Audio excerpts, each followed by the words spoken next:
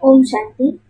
English translation of VCD number 842, clarified on 1st January 2008 at Palkot, Tamil Nadu.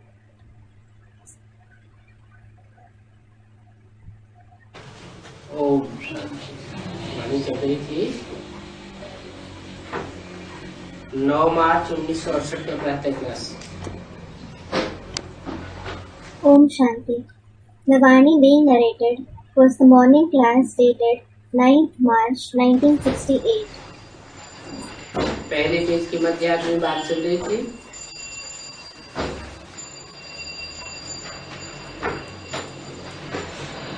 ज्ञान है धन की बात।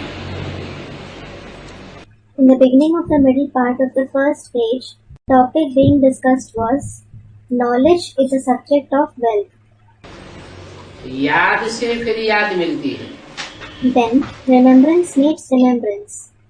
और याद से तुम हेल्दी बन जाते हो, पवित्र बन जाते हो, And you become healthy, you become pure through remembrance. इतनी ताकत है याद में जो सारे विश्व को तुम पवित्र बना देते हो। There is so much power in remembrance that you make the entire world pure. इसलिए बुलाते हैं कि बाबा आकर के पतितों को पावन बनाओ। This is why you call him Baba, come and purify the sinful ones.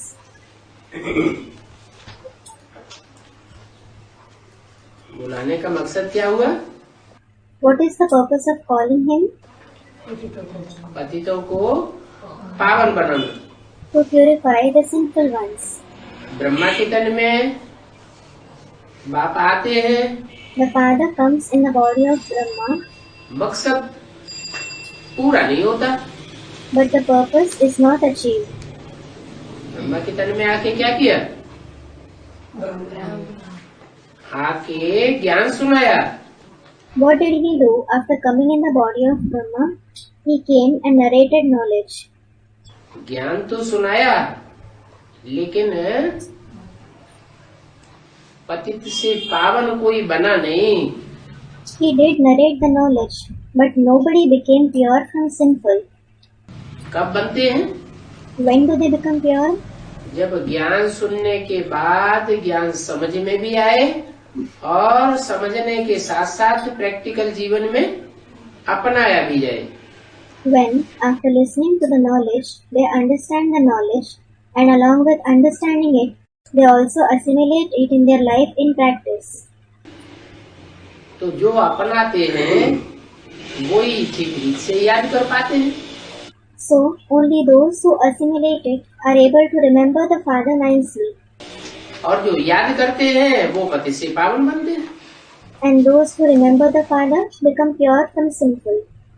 अगर ना आया होता, Hadn't he come, ज्ञान न सुनाया होता, hadn't he narrated the knowledge, teacher बन करके न समझाया होता, hadn't he explained to us becoming a teacher, बुद्धि में बात बैठी ही न होती, बाप की पहचान बुद्धि में न मिली होती, hadn't the knowledge sat in the intellect at all, hadn't the recognition of the Father sat in the intellect, तो कोई पति से पावन बन भी नहीं सकता।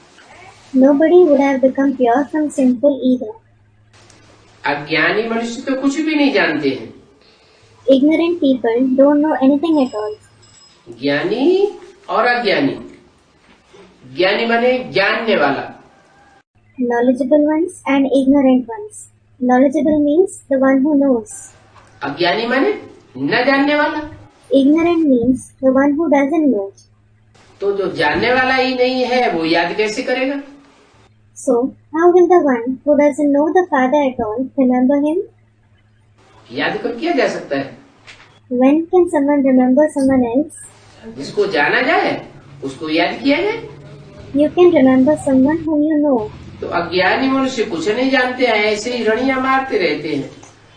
So, the ignorant people don't know anything. They simply keep crying और टाइम वेस्ट करते रहते हैं। and wasting their time. बाप को तो जानते ही नहीं। They don't know the Father at all. बिना ज्ञान के जानेंगे कैसे? How will they know him without knowledge? ज्ञान से ही बाप को जाना जा सकता है। The Father can be known only through the knowledge. इन आंखों से देखने से बाप पहचाना नहीं जा सकता। क्यों? The Father can't be recognized by seeing through these physical eyes. Why? इन आंखों से देखने से बाप क्यों नहीं पहचाना जा सकता? Why can't the Father be recognized by seeing through these eyes? क्योंकि बाप है निराकार और निराकार आत्मा भी है, निराकार बाप भी है। It is because the Father is incorporeal, and the soul as well as the Father are incorporeal. वो निराकार इन आंखों से देखने में आता ही नहीं। जब आता ही नहीं देखने में तो पहचानने की बात ही नहीं। उस निराकार को ज्ञान से ही पहचाना जा सकता है। That incorporeal one can't be seen through these eyes at all. When he can't be seen at all, there is no question of recognizing him. That incorporeal one can be recognized only through the knowledge. बुद्धि के तीसरे नेत्र से ही पहचाना जा सकता है। He can be recognized only through the third eye of the intellect. नवधा भक्ति भी बल करते हैं, शिव के मंदिर में जाकर के काशी करवट खाते हैं, मिलता तो कुछ भी नहीं है। Although people do intense bhakti, they perform Kashi Karvat, going to the temple of Shiv, they don't get anything at all. Kashi Karvat, a Hindu tradition followed in Kashi in the past, where people used to sacrifice their life by falling into a dry well which contained a huge sword at its base. फिर भी काशी करवट खाने के बाद पिछले जन्मों के पाप कर्म तो भस्म हो जाते हैं। Still, the sinful deeds of the past births are certainly destroyed after performing Kashi Karvat. परंतु नए सिरे से फिर जन्म लेकर के पाप करने लग पड़ते हैं तेजी से। But they have a birth and start committing sins afresh at a fast speed. माया झट फंसाई देती है, प्राप्ति कुछ भी नहीं होती। Maya entangles them immediately. They do not attain anything at all. अभी तुम बच्चे जानते हो पतित पावन बाप ही है। Now you children know only the Father is the purifier of the sinful ones. और ये पतित पावन बाप के सामने कुर्बानी है याद की। And this remembrance is a sacrifice in front of the Father, the purifier of the sinful ones. कहीं का कुर्बान, किस चीज का कुर्बान करते हैं? What do you sacrifice? देवभान को कुर्बान करते हैं। You sacrifice body consciousness. देवभान को त्यागना यही तो तपस्या है। To renounce body consciousness itself is tapasya. तो बताया कि भक्त तो पहचानते ही नहीं। So it was said the devotees don't recognize at all. Shiv के मंदिर में भी शिव शिव कहते आए। Even in the temple of Shiv, they have been chanting Shiv Shiv. Kashi करवट खाते हैं तो शिव शिव कहते कूद जाते हैं। When they perform Kashi Karvat, they jump into the well while chanting the words Shiv Shiv. वो कोई आत्मा समझ करके परमात्मा बाप की याद नहीं है। That is not the remembrance of the Supreme Soul Father, considering themselves to be a soul. मिलता कुछ भी नहीं है। They do not attain anything at all. वो तो समझते हैं शिव ही शंकर है। They think that Shiv himself is Shankar. Shiv Shankar को मिला के एक कर देते हैं। They combine the name of Shiv and Shankar and consider them to be one. परंतु शिव और शंकर नाम अलग अलग हैं, ये एक ही है। But are the names Shiv and Shankar different or the same? Shiv अलग नाम है और शंकर नाम अलग है। Shiv is a separate name and Shankar is a separate name. Shiv का अर्थ है कल्याणकारी Shiv means beneficial और शंकर का अर्थ है संहारकारी and Shankar means destroyer. कहाँ शिव कहाँ Shankar? There is a vast difference between Shiv and Shankar. दोनों को मिला के एक कैसे कर दिया? How did they combine both of them? वो भक्त तो इस बात को जानते ही नहीं कि दोनों आत्माएं अलग अलग हैं। Those devotees don't know at all that both the souls are different. फिर शिव का नाम पहले और शंकर का नाम बाद में क्यों रखते हैं? Then why is the name of Shiv mentioned first and the name of Shankar mentioned later? Shankar Shiv क्यों नहीं कहते अगर एक ही है तो? If both are one and the same, why don't they say Shankar Shiv? इसलिए नहीं कहते कि शिव अभोक्ता अजन्मा होने के कारण, सदैव निराकार ज्योति बिंदु होने के कारण, सदा शिव होने के कारण ज्यादा पावरफुल है। They don't say so because Shiv, being Abhokta, Ajanma, being forever incorporeal, point of light, being forever benevolent, is more powerful. और वो शंकर में प्रवेश करता है। And he enters Shankar. प्रवेश करके शंकर को आप समान निराकारी बना देता है। After entering, he makes Shankar incorporeal like himself. तो दोनों की जब समान स्टेज हो जाती है, बच्चा भी बाप समान हो जाता है, तो शिव शंकर को मिला के एक कर दिया जाता है। So, when the stage of both of them becomes equal, when the child also becomes equal to the father, Shiv and Shankar are combined and made one. और आत्माएं भी शिव की याद करती हैं, परंतु इतनी याद में लवलीन नहीं हो पाती जितना शंकर याद में लवलीन हो जाता है। Other souls also remember Shiv, but they aren't able to immerse themselves in the remembrance of Shiv to the extent Shankar does. इसलिए शंकर को शिव के साथ मिलाई दिया, नहीं तो 33 करोड़ देवताओं में से और कोई देवता को शिव के साथ मिलाया क्यों नहीं? This is why Shankar has been combined with Shiv. Otherwise, among the 330 million deities, why hasn't any other deity been combined with Shiv? Shankar को ही शिव के साथ क्यों मिलाया? Why has only Shankar been combined with Shiv? कोई कारण तो होगा ना? There must be some reason, wasn't there? यही कारण है कि शिव जब परमधाम से आते हैं तो शंकर में मुकर्रर रूप से प्रवेश करते हैं। This is the very reason that when Shiv comes from the supreme abode, he enters Shankar in a permanent form. प्रवेश करके उसको आप समान निराकारी बनाते हैं। After entering him, he makes him incorporeal like himself. साकारी को और आकारी को क्या बनाते हैं? What does he make the corporeal one, the subtle one, into? निराकारी ज्योति बिंदु बना देते हैं। He makes him the incorporeal point of light. तो दोनों की समान स्टेज हो जाती है। So, the stage of both of them becomes equal. सदाकाल के लिए नहीं, Not forever. शंकर वाली आत्मा सदाकाल के लिए निराकारी स्टेज धारण करती है क्या? नहीं। Does the soul of Shankar attain the incorporeal stage forever? No.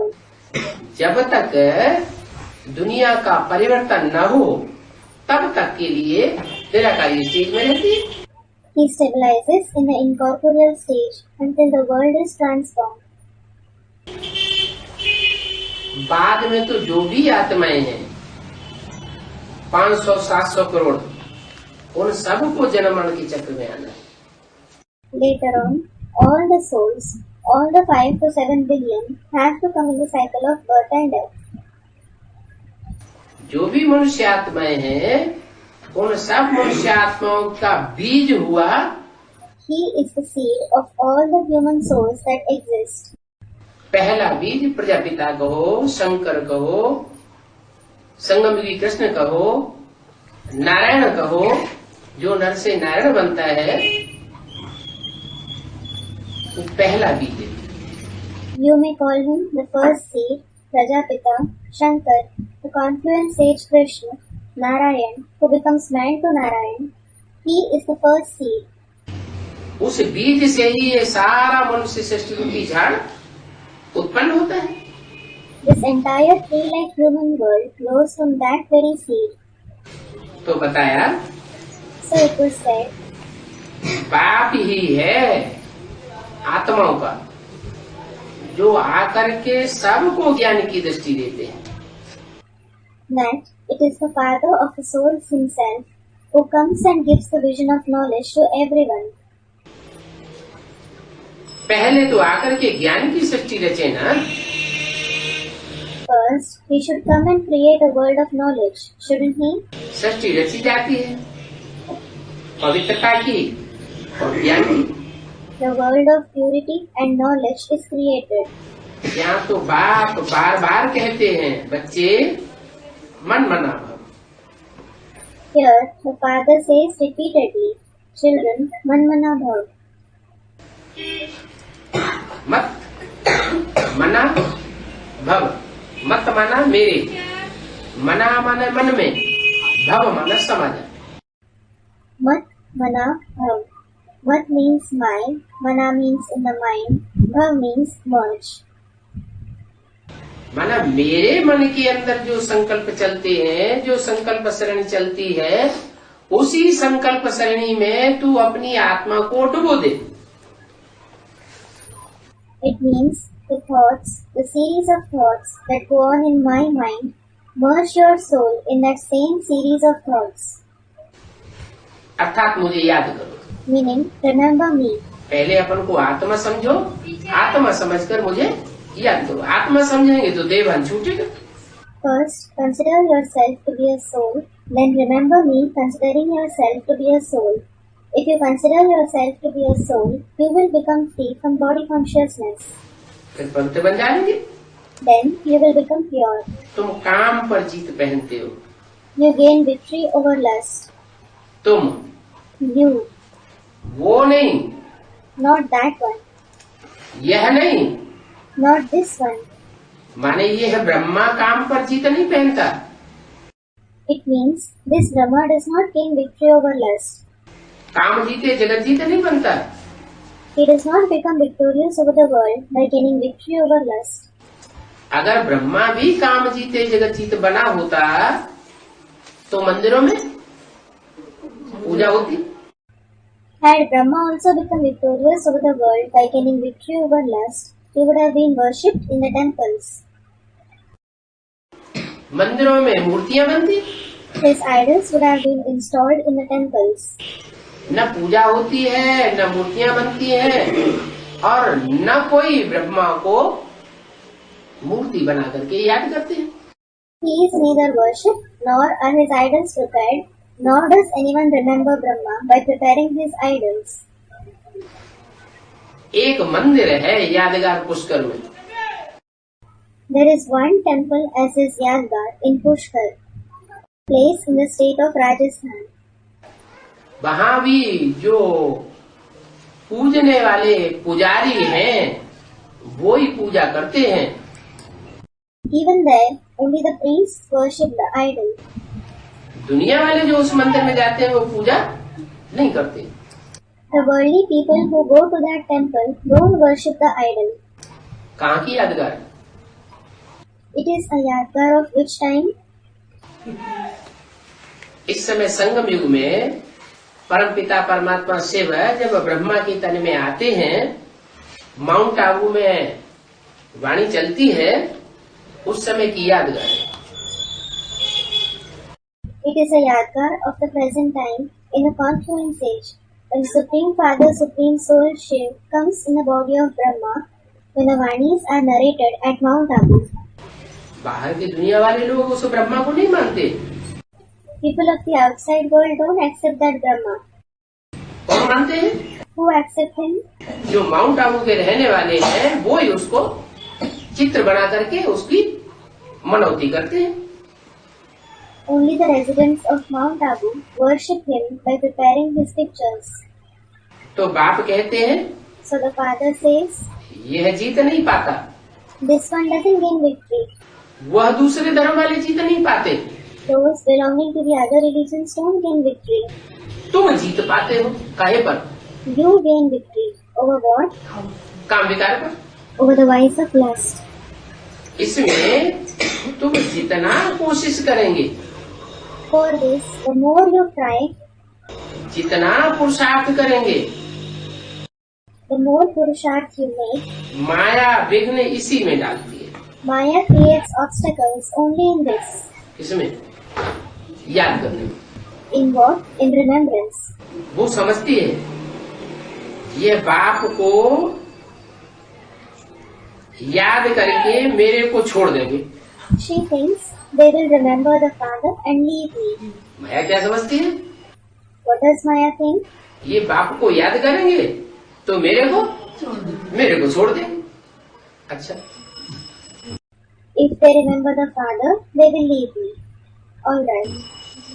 अगर माया को छोड़ देंगे तो ये दुनिया मायावी दुनिया रहेगी या नहीं रहेगी? नहीं रहेगी। If everyone leaves Maya, will this world, this elusive world, remain or not? It won't. तो राम की दुनिया आवेगी या माया की दुनिया आवेगी? So, will the world of Ram come or will the world of Maya come? Ram की दुनिया आ जाएगी। The world of Ram will come. तो माया को बड़ा घाटा हो रहा है। So, Maya is suffering a great loss. इसीलिए वो कहती है कि मैं बाप को किसी को याद नहीं करनी, मेरी दुनिया में राज्य बना रहे। This is why she says, I won't let anyone remember the father. Let my rule prevail in the world. है राम का राज्य ना आने पाए। Ram's kingdom should not come. तो वो समझती है ये बाप को याद करके मेरे को छोड़ देंगे। So she thinks they will remember the father and leave me. मेरी दुनिया ही खलास हो जाएगी। My very world will end. मेरा राज्य खलास हो जाएगा। My kingship will end. अब तुमने तो भक्ति छोड़ दी है ना। Now you have left Bhakti, haven't you? जो ज्ञान में आ गए, जिन्होंने बाप को पहचान लिया, जान लिया, उन्होंने भक्ति छोड़ दी है या भक्ति में भी चल रहे हैं? Have those who have come in knowledge, who have recognized the Father, known Him, left Bhakti, or are they continuing to follow the path of Bhakti as well? जिसकी बुद्धि में ज्ञान बैठता है उसकी बुद्धि में से भक्ति तो उड़ जाती है। Bhakti vanishes from the intellect of the one in whose intellect knowledge sits. क्योंकि तुम बाप के बन गए हो इसलिए तुमने भक्ति छोड़ दी। It is because you belong to the Father, you have left Bhakti. भक्ति में क्या होता है? What happens in Bhakti? भक्ति में भगवान तो मिलता नहीं। You certainly don't find God in Bhakti. जब भगवान बाप मिलता ही नहीं तो बनने का सवाल ही नहीं। When you don't find God the Father, there is no question of belonging to Him at all. किसके बनते हैं? Whom do you belong to? तो दुनिया के बनते हैं, रावण के बनते हैं, मायावी संप्रदाय के बनते हैं। You belong to the world. You belong to Ravan. You belong to the Mayavi community. भगवान तो होता नहीं और अभी तो God is certainly not present there. And now, अभी तो तुम्हें बाप मिला है तो तुम बाप के बन गए। now you have found the Father, so you belong to Him. तो सब कुछ भूल जाना पड़ेगा। So you have to forget everything. क्या? What? ये मायावी दुनिया का इन आँखों से जो भी देखते हो पसारा, वो सारा पसारा भूल जाना पड़े। You have to forget all the expanse of this elusive world, whatever you see through these eyes. तो उसका रिजल्ट क्या होगा? So what will be its result? हाँ? नहीं, ये मायावी दुनिया का सारा पसारा जो विस्तार फैला हुआ है, जो विस्तार हम आंखों से देखते हैं, वो भूल जाएंगे तो ये दुनिया ही खलास हो जाएगी। Student replies, no. If you forget the entire expanse of this elusive world, the expanse that you see through these eyes, this very world will end for you. ये दुनिया खलास हो जाएगी और जो बाप की बनाई हुई नई दुनिया है, उस दुनिया में तुम राज्य करेंगे, सुखी होंगे। This world will perish and you will rule in the new world established by the Father. You will be happy there. तो बोला न धन को याद करना है, न मित्रों को याद करना है, न संबंधियों को याद करना है और न इस शरीर की याद आवे। ये सब माया का पसारा है। So it was said, you should neither remember wealth, nor the friends, neither the relatives, nor this body. All this is the expanse of Maya. आज अपने दिखाई पड़ते हैं और कल धोखा दे जाते हैं। Today they appear as if they belong to us, and tomorrow they deceive us.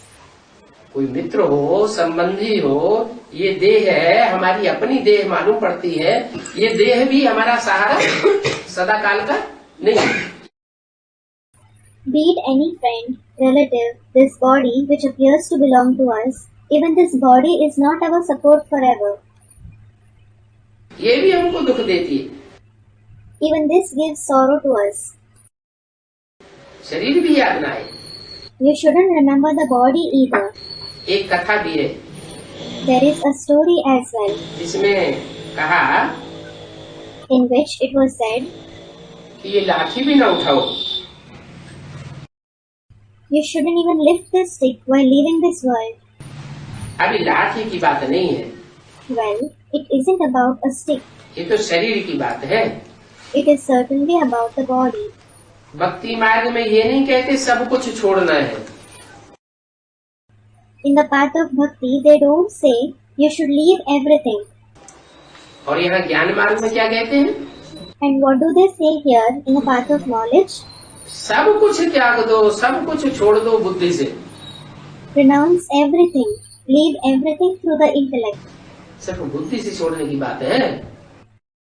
It is about leaving only through the intellect. Practical में छोड़ने की बात नहीं है। बुद्धि से सब कुछ छोड़ दो, मुझे याद करो।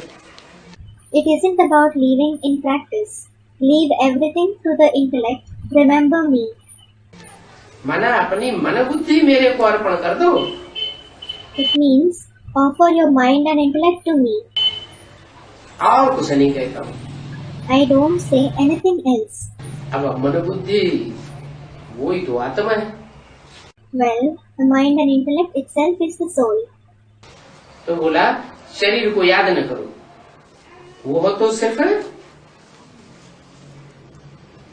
5 तत्वों से बना हुआ पुतला है। So it was said, don't remember the body. It is just an inert effigy made up of the 5 elements. जड़त्व मई जड़ पुतला है। It is an inert effigy. तुम तो चैतन्य आत्मा हो। You are indeed a living soul.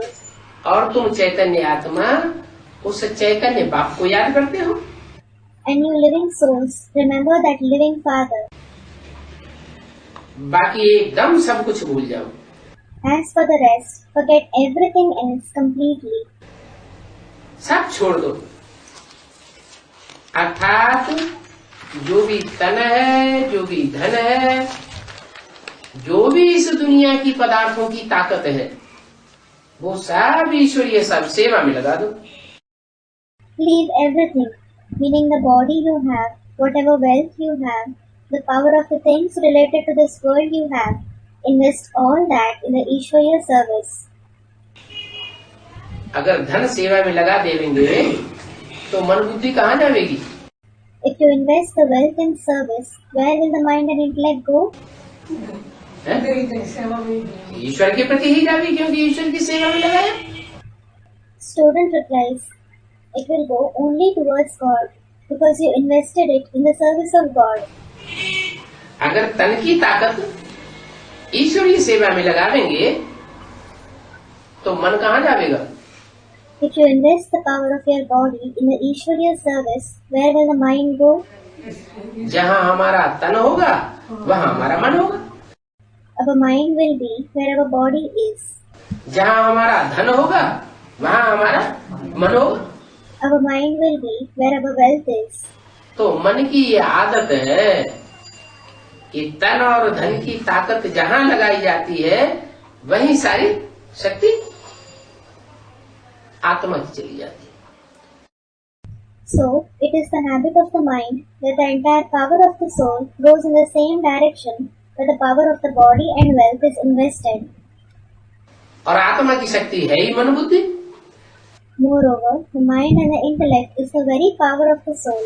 तो ये एक तरीका हो गया कि मन बुद्धि को अगर ईश्वर में लगाना है तो ईश्वरीय सेवा में तन और जो भी अपने पास तन से कमाया हुआ धन है वो सब ईश्वरीय सेवा में लगाते रहो।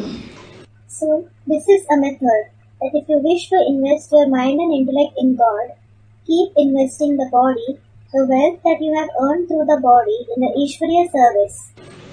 तो मन ऑटोमेटिक जाएगा बाप की याद में। Then the mind will automatically engage in the remembrance of the Father. ये शरीर तो तुम्हारा पुराना है। This body of yours is certainly old. है पुराना मन? What does old mean? पुराने 5 तत्वों से बना हुआ है। It is made of the old 5 elements. ये सतो प्रधान 5 तत्वों से बना हुआ शरीर नहीं है। It isn't the body made of the Satopradhan 5 elements. इसे काम में लगाए देना चाहिए और इसके लिए बहुत मेहनत चाहिए। It should be put to use and a lot of hard work is required for it. उस पद पाने के लिए मेहनत तो करनी पड़े। You certainly have to make efforts to attain a high position. ये शरीर भी याद न रहे। You shouldn't remember this body either. हम नंगे आए थे, नंगे जाना है, माना? We had come naked, we have to go naked. What does it mean? आत्मा परम धाम से आती है तो 2 ज्योतिबिंदु ही तो आती है, वहाँ से शरीर तो नहीं लाती। When the soul comes from the Supreme Abode, it certainly comes as a point of light. It doesn't bring the body from there. और जब ब्रह्म में हम वापस जाएंगे तो भी ये शरीर, ये 5 तत्व इसी दुनिया में छोड़ जाएंगे। And when we go back to the Supreme Abode as well, we will leave this body, these 5 elements in this world itself. ये बाप तो बच्चों को बैठ पढ़ाते हैं। This father sits and teaches the children. सिर्फ पढ़ाई पढ़ाने आता है, He just comes to teach. बच्चों से कुछ लेने नहीं आता। He doesn't come to take anything from the children. बच्चे जो कुछ भी करेंगे वो अपने लिए करेंगे। Whatever the children do, they will do it for themselves. बाप किसी का कुछ लेने वाला नहीं है। The father isn't going to take anything of anyone. न इनकी कोई तमन्ना है। He doesn't have any desire either. किनकी? Who? बाप इस दुनिया में आते हैं बच्चों से कुछ लेने के लिए आते हैं क्या? When a father comes to this world, does he come to take anything from the children? नहीं, No. बाप तो अभोक्ता है। The father is certainly a bhokta. वो कुछ भोगने वाला तो है नहीं। He is certainly not going to enjoy anything. उसकी कोई इच्छा भी नहीं है। He doesn't have any desire either. जो इच्छा मात्रम अविद्या है वो हमको भी इस दुनिया में आकर इच्छा मात्रम अविद्या बनाने के लिए आता है। The one who is Ichha Matram Avidya, he comes to this world to make us Ichha Matram Avidya as well. Ichha Matram Avidya means without a trace of the knowledge of desire.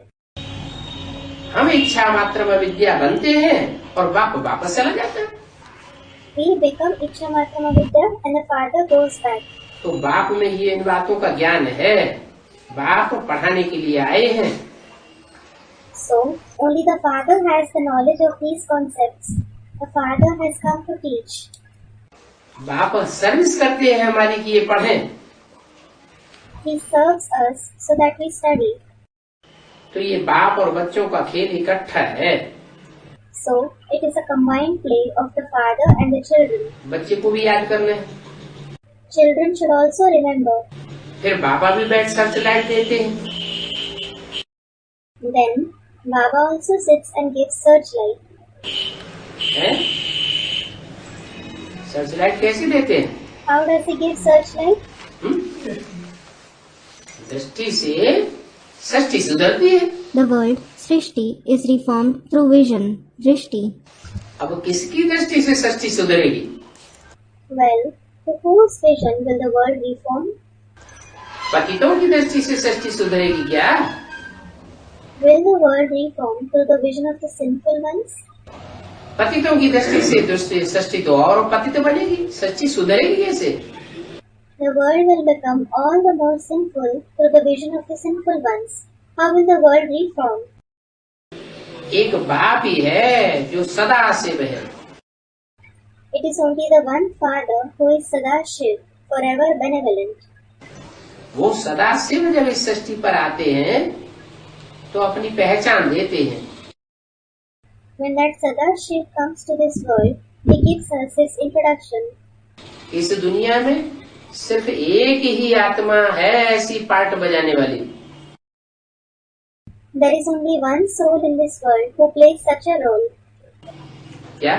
What? 500-700 crore मनुष्य आत्माएं हैं, परंतु एक ही आत्मा इस सृष्टि पर ऐसी part बजाने वाली है जो संग के रंग में आने के बावजूद भी पतित नहीं करती।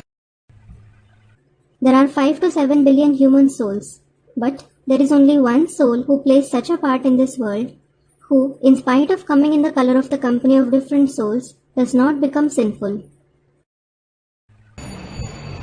और चाहे जितने भी बड़ी बड़ी पावरफुल आत्माएं इस धरती पर आई हो, No matter how many powerful souls have come to this world, Ibrahim, Buddha, Christ, Guru Nanak, Vivekananda, वो सब इस सृष्टि पर आकर के संग के रंग में रंग जाते हैं। Abraham, Buddha, Christ, Guru Nanak, Vivekanand, all of them come to this world and are colored by others' company. मैं संग के रंग में नहीं रंगता हूँ। I am not colored by the company. क्यों? Why? क्योंकि मैं इच्छा मात्र अविद्या सदैव हूँ। It is because I am always Ichha Matram Avidya. सदा शिव हूँ। I am Sadashiv. मैं वो ही बात आकर के तुमको सिखाता हूँ कि तुम भी ऐसे बनो, इस दुनिया से तुमको कुछ भी लेना नहीं। I come and teach you the same, that you should also become such, as if you don't have anything to do with this world. इच्छा मात्र अविद्या, Ichha Matram Avidya. इतना ज्ञान बुद्धि में बैठ जाए कि बाप मिला सब कुछ मिला। The knowledge should sit in the intellect to such an extent that when we have found the Father, we have found everything. और हमें कुछ चाहिए नहीं। We don't want anything else. परवाह थी पार ब्रह्म परमेश्वर की, सो मिल गया, और क्या चाहिए? We long for Par Brahma Parmeshwar, that is God. Now that we have found Him, there is no other desire left. बाप मिला, बना बाप की नई दुनिया मिली। We found the Father means we found the new world of the Father. बाप आते ही किस लिए? Why does the Father come in the first place? बाप आते हैं पुरानी दुनिया का विनाश कराने और नई दुनिया बनाने के लिए। The Father comes to bring the destruction of the old world and to establish the new world. तो तुम्हें नई दुनिया चाहिए ना? So, you want the new world, don't you? ये पुरानी दुनिया के 5 तत्वों से बना हुआ ये शरीर है, ये भी दुखदाई है। This body, which is made of the 5 elements of this old world, is also sorrowful. दुखदाई शरीर से तुमको कोई प्राप्ति नहीं होनी। You aren't going to attain anything through this sorrowful body. और ही दुख मिलेगा। You will receive sorrow all the more. तो बाप बैठ बच्चों को सर्च लाइट देते हैं, ज्ञान भी देते हैं और साथ साथ दृष्टि से संग का रंग भी लगाते हैं। So, the father sits and gives searchlight to the children. He gives knowledge as well as colors you through the company of his vision. आंखों से जो चीज देखी जाती है वो याद आती है या नहीं? Do you remember the things that you see through the eyes or not? याद आती है। You do remember them. और सबसे ज्यादा संग का रंग कौन से अंग का लगता है? And you are colored by the company of which part of the body the most? आंख का संग का रंग सबसे जास्ती लगता है। You are colored by the company of the eyes the most. आंखें सबसे ज्यादा धोखा भी देती है It is the eyes that deceive the most. और आंखों से सारी सृष्टि का परिवर्तन भी हो जाता है। And it is through the eyes that the entire world is transformed as well.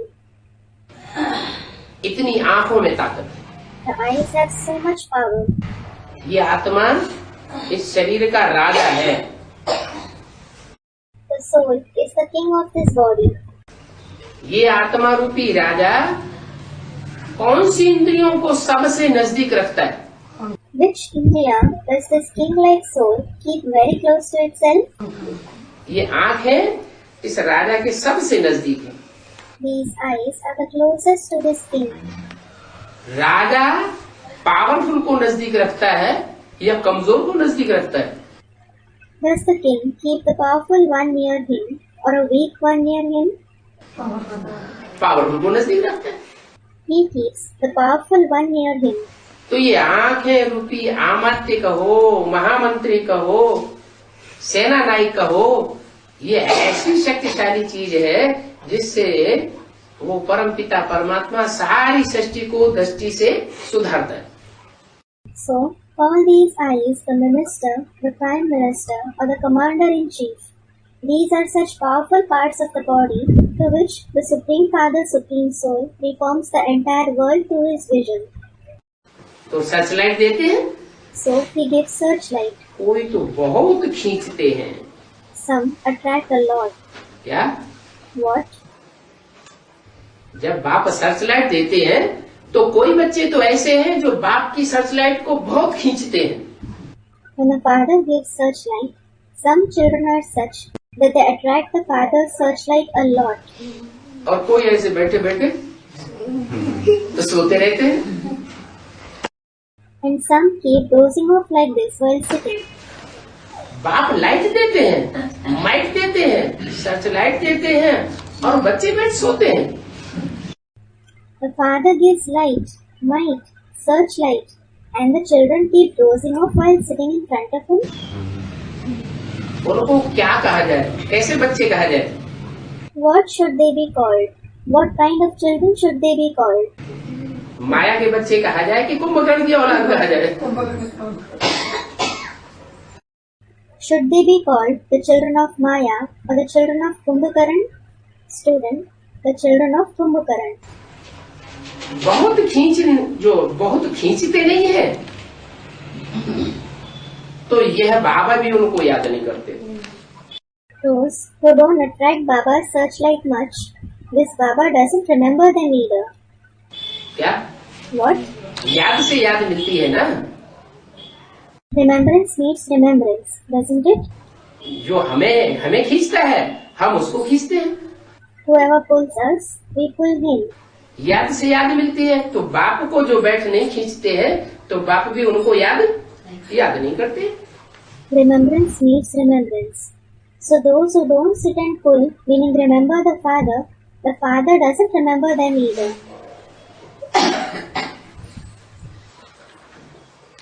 कोई समय किसको करंट देनी होती है? Sometimes you have to give current of remembrance to someone. बाप बैठकर करंट देते हैं ना। The Father sits and gives current, doesn't he? फिर ऐसा भी समय आएगा कि इतनी तीखी सर्चलाइट देंगे कि तुम्हारी नींद भी फिट जाएगी। Then such time will also come when he will give such intense searchlight that you will even lose sleep. क्या? What?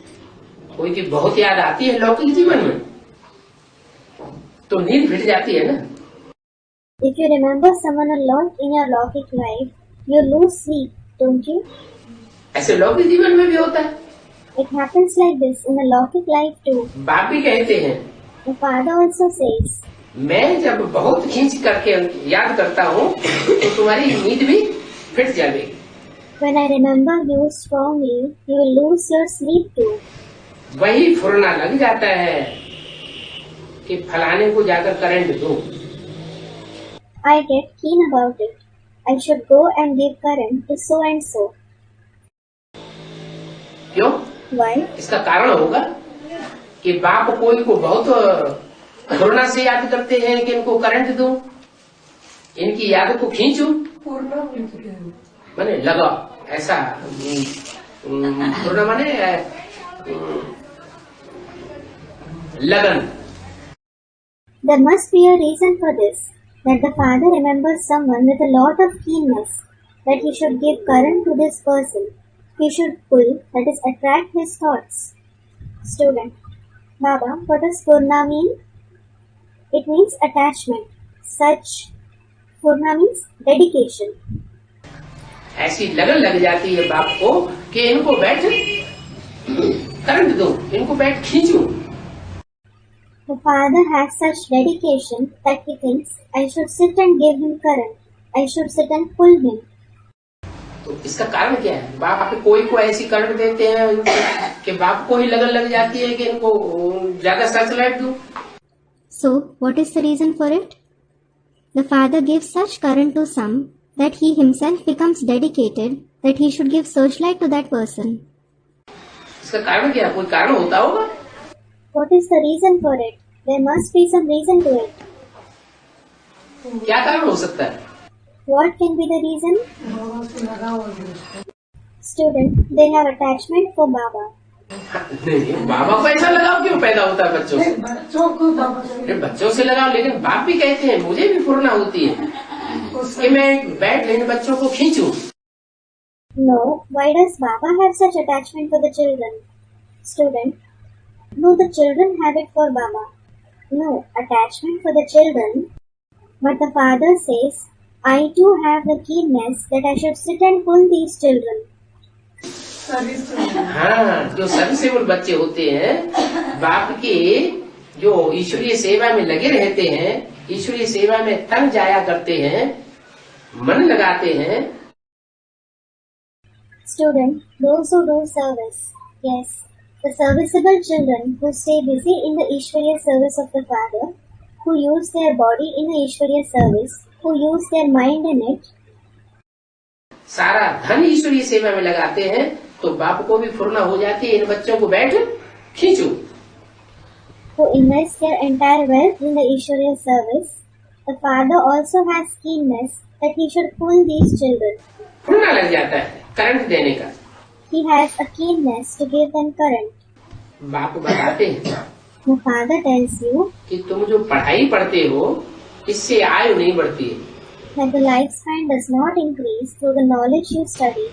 जो ज्ञान लेते हो इस ज्ञान से कोई आयु नहीं बढ़ती है. The lifespan does not increase through the knowledge you obtain.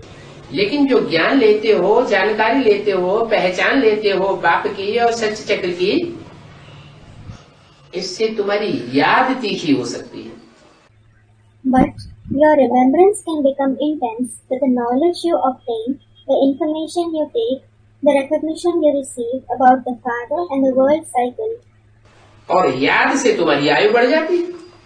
And your lifespan increases through remembrance. किसको याद करते हो? Whom do you remember? Student: the incorporeal one within the corporeal one. साकार में निराकार को याद करते हो. You remember the incorporeal one within the corporeal one. तो साकार की आयु इस सृष्टि चक्र में सबसे लंबी है या छोटी है?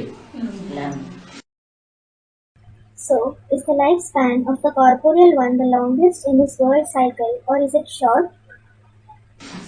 पूरे 5000 वर्ष में पूरा चक्कर लगाने वाली एक ही आत्मा है जिसकी एक दिन भी आयु इस सृष्टि पर कम नहीं होती. बाकी आत्माएं तो परमधाम में रहेंगी.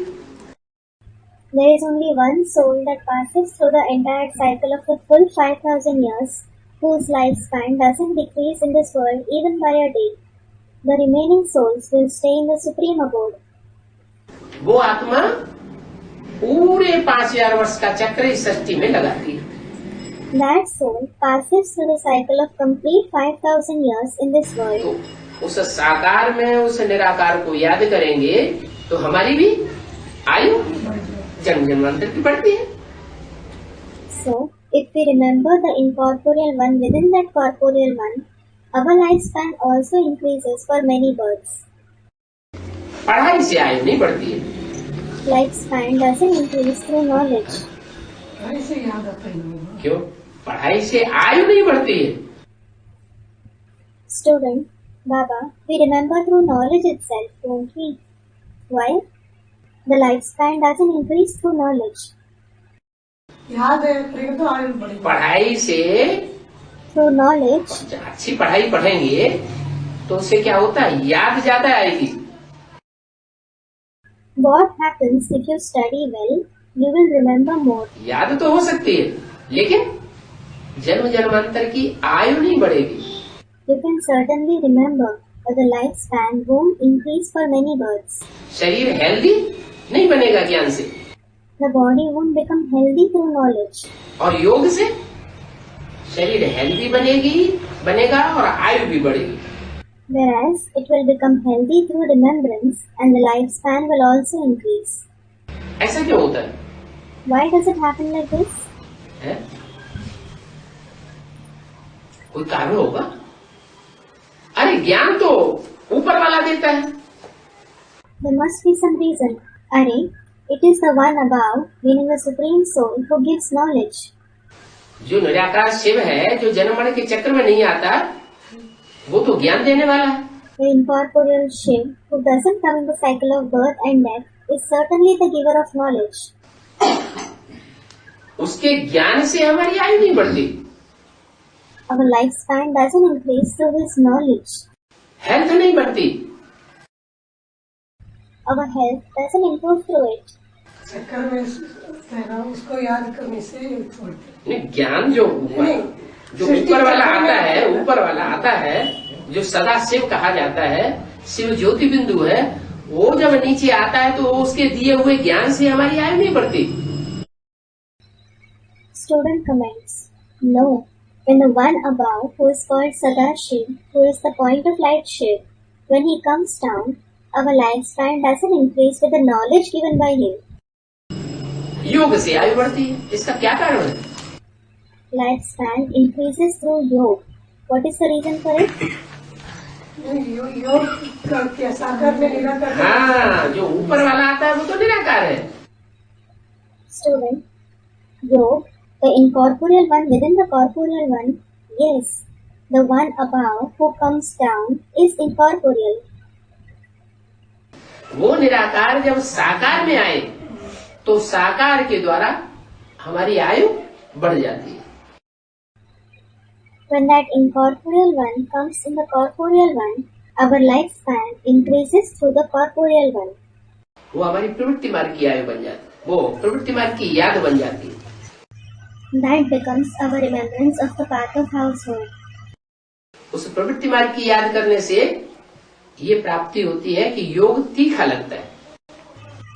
The fruit that we attain through the remembrance of the path of household is that the yoga becomes intense.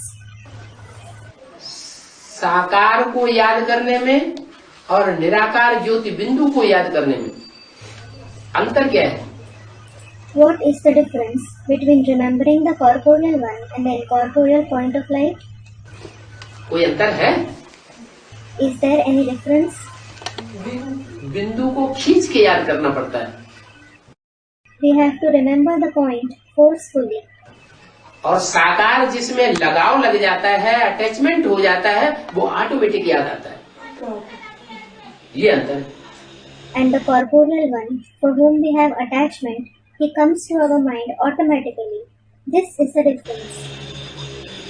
इसीलिए बाप कहते हैं कि अपन को आत्मा समझ, मुझ निराकार बाप को उस साकार में याद करो। This is why the Father says, consider yourself to be a soul and remember me, the incorporeal Father, in that corporeal one.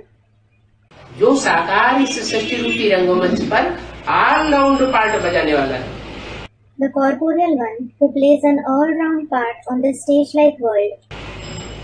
तो क्या होगा? तुम्हारी आयु भी बढ़ जाएगी और तुम्हारा शरीर जन्म जन्मांतर निरोगी भी रहेगा। Then what will happen? Your lifespan will increase and your body will also stay disease-free for many births. रोगी शरीर होता है तो दुख मिलता है। If the body is diseased, you receive sorrow. निरोगी शरीर होता है तो सुख मिलता है। If the body is disease-free, you receive happiness. सुख शरीर से भोगा जाता है, यह आत्मा बिना शरीर के सुख भोग सकती है। शरीर से सुख मिलता है।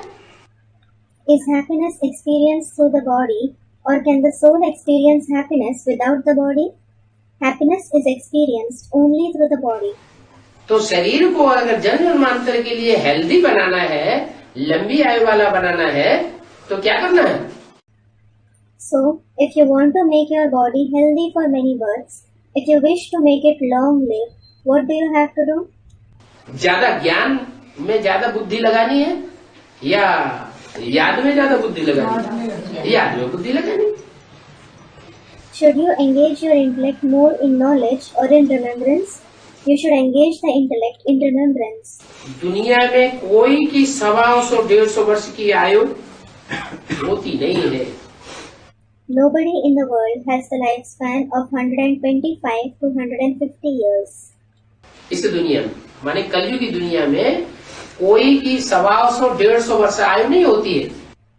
In this world, meaning in the Iron Age world, nobody has the lifespan of 125 or 150 years.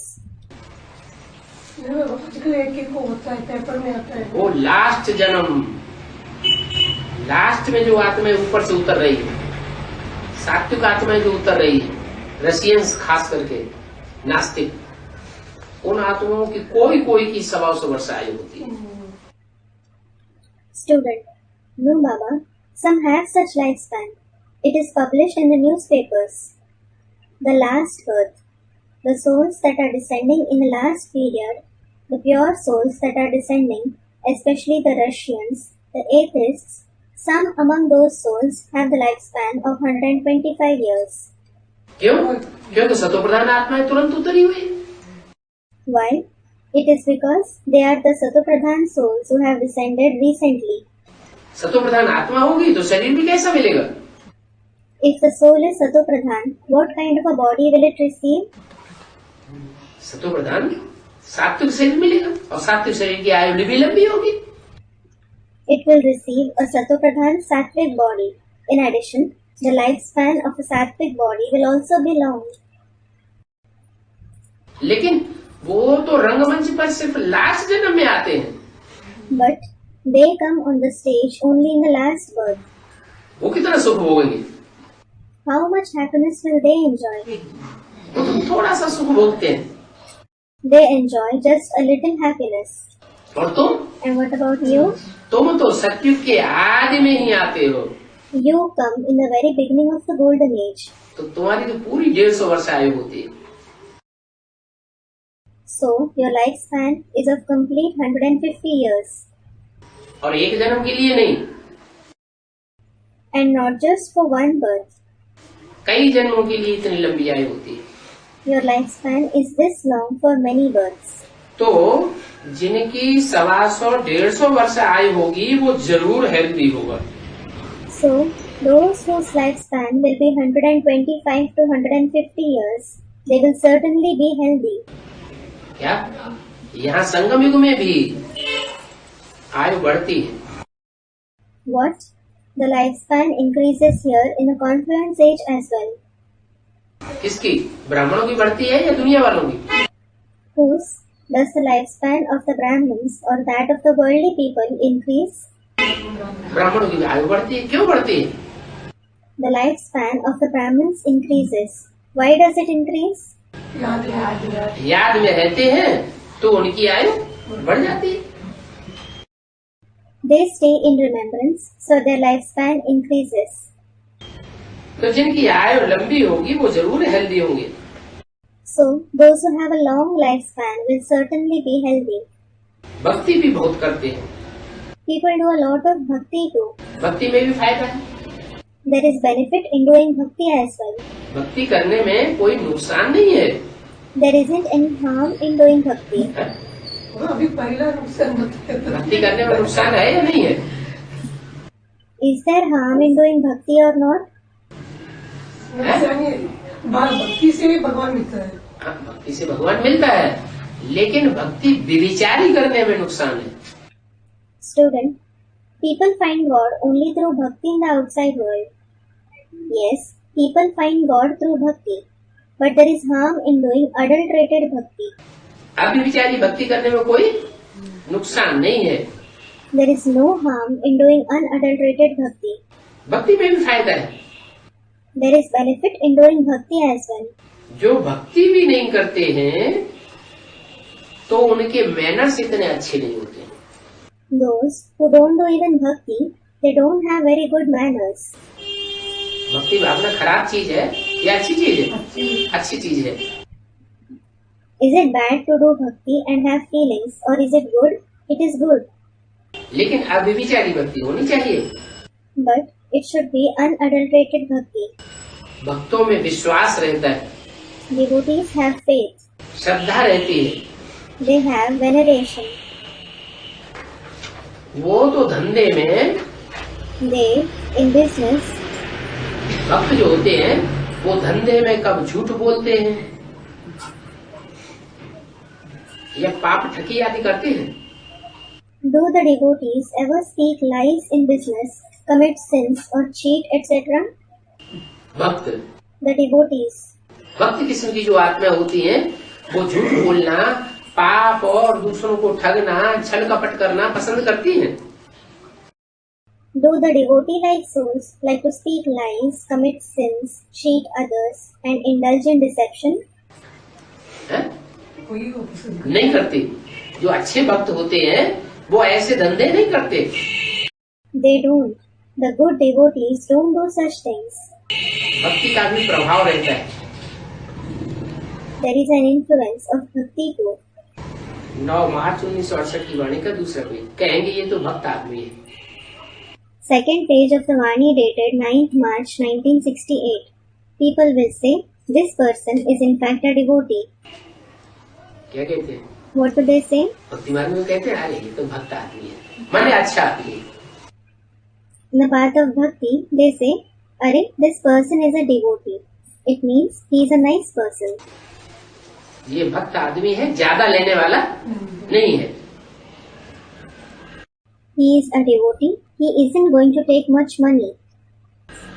वो कब किसी को मारेंगे नहीं, He will never beat anyone.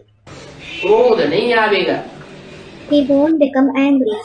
भक्तों की भी महिमा होती है। Devotees are also praised. कब? When? जब सतो प्रधान भक्त होते हैं तब महिमा होती है, या जब तमो प्रधान भक्त होते हैं तब महिमा होती है। Are they praised when they are Satopradhan devotees or when they become Tamopradhan devotees? भक्ति भी 4 अवस्थाओं से पसार होती है। Bhakti also passes through 4 stages. पहले सतो प्रधान, फिर सतो सामान्य, फिर रजो और लास्ट में तमो। First, it is Satopradhan, then Sato Samanya, then Rajo and Tamo at the end. तमो प्रधान भक्त होते हैं क्या करते हैं? There are Tamopradhan devotees. What do they do? सब पाप भी करते हैं। एक तरफ माला घुमाते जाते हैं और दूसरे तरफ देखा तो गुस्से आ जाएगा दूसरे। On one side, they keep rotating the rosary, and on the other side, they give a very angry look at others. तो तमो प्रधान भक्त होते हैं। So, there are Tamopradhan devotees.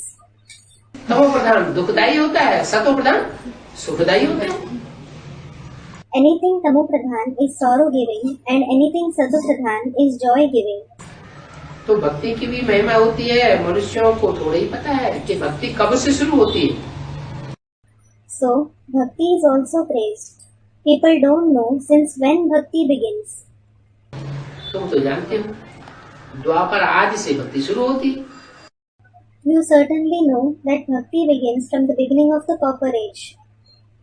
तो द्वापर के आदि में भक्ति सतो प्रधान होती है। So, Bhakti is Satopradhan in the beginning of the Copper Age.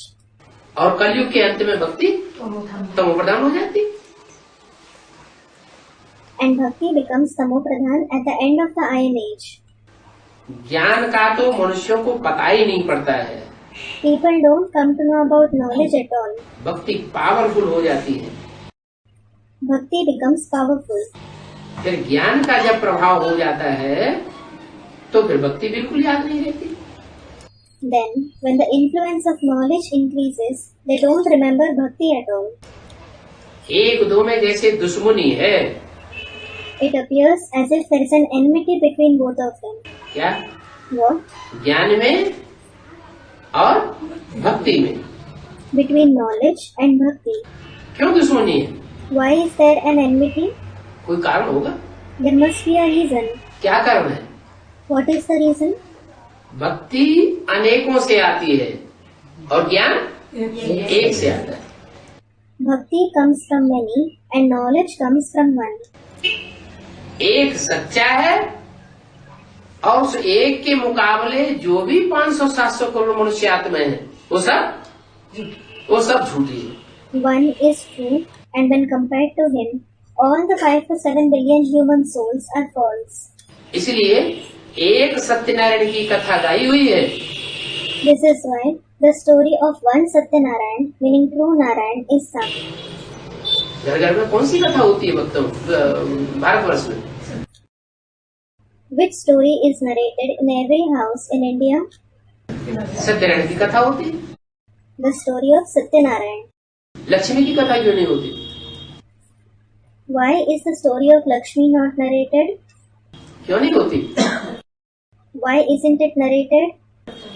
कि सत्यनारायण के साथ रहने वाली लक्ष्मी भी उतनी सच्ची नहीं है जितना सत्यनारायण का पाठ सच्चा है। इसलिए दुनिया में और जो भी शास्त्र हैं उन शास्त्रों में नारायण की कोई ग्लानि नहीं है।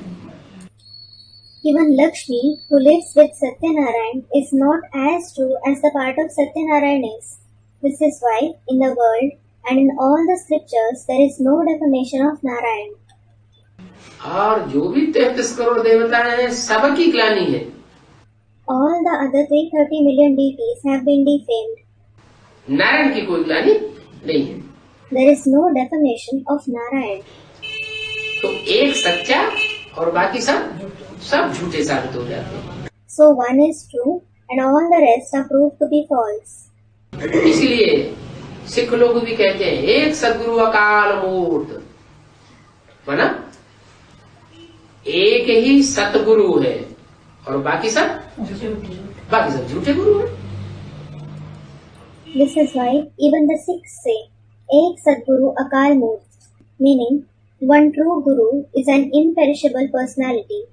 It means only one is the Sadguru and rest all are false gurus. तो ज्ञान का जब प्रभाव हो जाता है तो भक्ति बिल्कुल याद नहीं रहती है।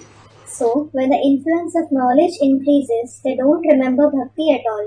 एक दो में दुश्मनी है। There is an enmity between both of them. दुख और सुख, ज्ञान और भक्ति ये अपोजिशन में है। Sorrow and happiness, knowledge and bhakti, they are in opposition to each other. दुख होता है तो सुख नहीं होता, When there is sorrow, there isn't happiness. सुख होता है तो दुख नहीं होता। When there is happiness, there isn't sorrow. जैसे रात होती है तो दिन नहीं होता, दिन होता है तो रात नहीं होती। For example, when there is night, there is no day. When there is day, there is no night. मनुष्य तो इन बातों को जानते नहीं है। ये सुख दुख, दिन और रात, भक्ति और ज्ञान का खेल बना हुआ है। People don't know these things at all. This is a game of happiness and sorrow, day and night, bhakti and knowledge. जो मनुष्य नहीं जानते हैं तो समझते हैं सुख दुख भगवान ही देते हैं। Those people who don't know think that God himself gives happiness and sorrow. दुनिया में लोग क्या समझते हैं? What do people in the world think?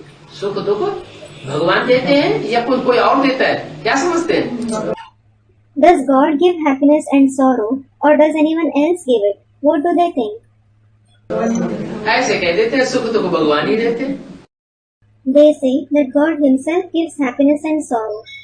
अरे भगवान दुख का सागर कोई कहता है? Arey, does anyone call God the ocean of sorrow? भगवान के लिए दुख का सागर तो कोई भी नहीं कहता। Nobody calls God the ocean of sorrow. तो वो तो सुख का सागर कहा जाता है तो सुख ही देगा या दुख देगा? So, when he is called the ocean of happiness, will he give only joy or will he give sorrow? भगवान तो सुख का सागर है, क्षीर सागर में रहने वाला। God is indeed the ocean of happiness. He lives in the ocean of milk. भक्त लोग दिखाते भी हैं क्षीर सागर में भगवान बैठे। The devotees also depict in the pictures. God is sitting in the ocean of milk. अब जो क्षीर सागर में रहने वाला है सुख का सागर कहा जाता है, वो तो सुख ही देगा। Well, the one who is the resident of the ocean of milk and is called the ocean of happiness will give only happiness. दुख तो कभी नहीं दे सकता। He can never give sorrow. तो ये भक्तों की जो बात कहने में आती है कि भगवान ही सुख दुख देते हैं, ये तो बिल्कुल रॉन्ग हो जाता है। So, it becomes absolutely wrong on the part of the devotees to say that God himself gives joy and sorrow. भगवान कभी दुख नहीं देते। भगवान तो जो भी ज्ञान देते हैं, उस ज्ञान का रिजल्ट सुख ही निकलता है। God never gives sorrow. Whatever knowledge God gives results only in joy. अब उस ज्ञान के आधार पर कोई चले या न चले, Well, it is up to each one to follow that knowledge or not. मनुष्य नहीं जानते People don't know that. और फिर उनको सर्वव्यापी भी कह देते। And they call him omnipresent as well.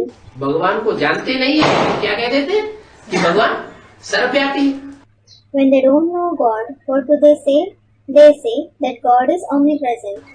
लेकिन वास्तव में अगर भगवान सर्वव्यापी होगा, सबके अंदर व्यापक होगा, तो सब सुखी होने चाहिए कि दुखी होने चाहिए? But actually, if God is omnipresent, if He is present in everyone, should everyone be happy or sorrowful? सबके अंदर भगवान है तो, और भगवान सुख का सागर है, तो दुख का सागर तो कहा नहीं जाता। तो सब सुखी होने चाहिए या दुखी होने चाहिए? Student, they should be happy. If God is present in everyone and He is the ocean of happiness, He is certainly not called the ocean of sorrow. Then should everyone be happy or sorrowful? सुखी होने, बस कोई सुखी, सदैव कोई सुखी रहता है। They should be happy. But does anyone stay happy forever? सदैव तो कोई सुखी नहीं रहता। Nobody stays happy forever. हाँ, देवताएं सत्युग और त्रेता में सुखी रहते हैं सदैव। Yes, the deities are always happy in the golden age and the silver age. जब तक सत्युग त्रेता है तब तक सुखी रहते हैं। As long as it is the golden and the silver age, they are happy. फिर द्वापर में वो देवताएं भी दुखी हो जाते हैं, कलयुग में तो और ही दुखी हो जाते हैं। Then, in the copper age, those deities also become sorrowful. They become even more sorrowful in the iron age. तो इससे साबित होता है कि सबके अंदर भगवान नहीं है। So, it proves that God isn't present in everyone. भगवान तो सिर्फ एक व्यापी होकर के आता है, और जिस एक में व्यापक होकर के आता है भगवान,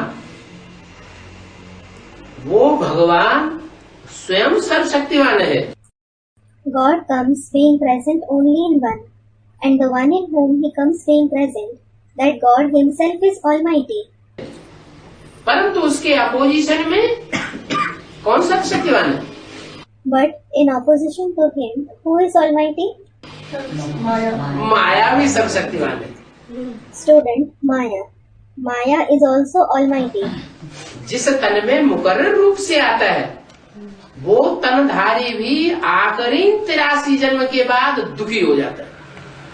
The body in which He comes in a permanent way, that bodily being also ultimately becomes sorrowful after having 83 births.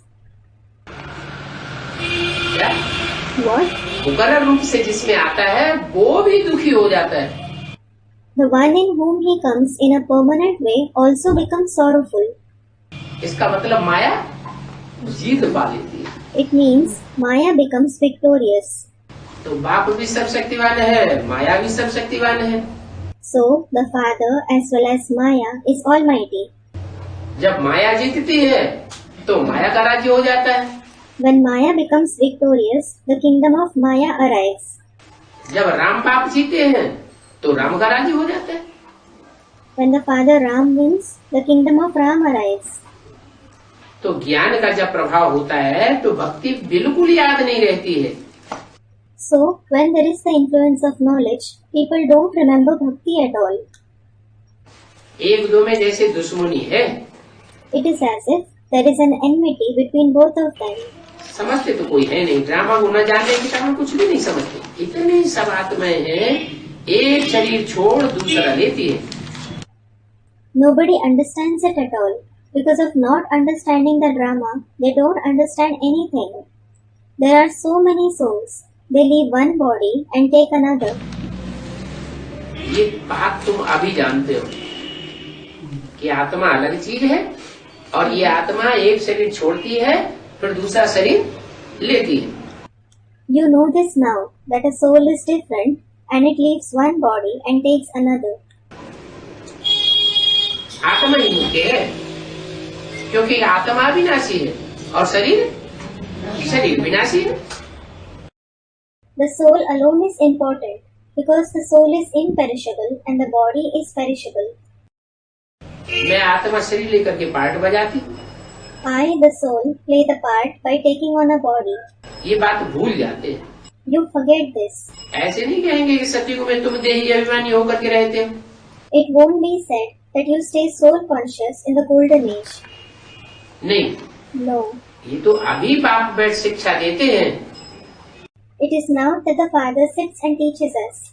कि अपन को आत्मा समझो, देही अभिमानी बनकर के बैठो. Consider yourself to be a soul. Sit becoming soul conscious. मैं आत्मा हूँ. I am a soul. परमात्मा बाप को याद करना है I have to remember the Supreme Soul Father. और पवित्र बनना है. And I have to become pure. वहाँ तो सब होते ही पवित्र है. There, everyone is already pure. कहाँ? Where? नई दुनिया में. In the new world. वो है ही सुख धाम. That is certainly the abode of happiness. और आज की दुनिया है दुख धाम. And today's world is the abode of sorrow. कितने धाम हैं? How many abodes are there? 3 धाम हैं. There are 3 abodes. अभी हम दुख धाम में बैठे हैं. Now you are sitting in the abode of sorrow. फिर बाप पढ़ाई पढ़ाकर चले जावेंगे. जो पढ़ाई पढ़ेंगे वो कहाँ जावेंगे? Then the Father will depart after teaching. Where will those who study go? Shanti Dham. To the abode of peace.